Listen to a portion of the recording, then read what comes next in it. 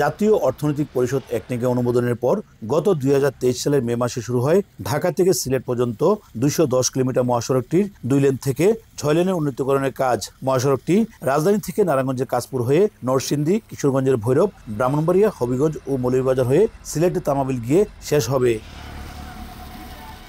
ইতিমধ্যে মহাসড়কটির ব্রাহ্মণবাড়িয়া অংশে অধিগ্রহণকৃত জমি বালু দিয়ে ভরাট করা হচ্ছে।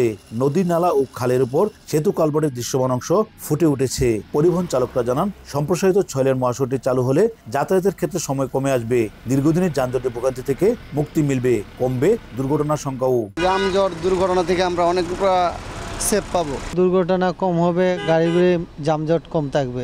ল্যান্ড ভাগ করলে সুবিধা হবে, আপনার কোনো অ্যাক্সিডেন্টের কোনো সম্ভাবনা থাকবে কম, গাড়ির দুর্ঘটনা কম হইব, আর আমরা গাড়ি ঘোড়া চালাইতো একটু আরামে চালাইতে পারবো, যানজট থাকতো না।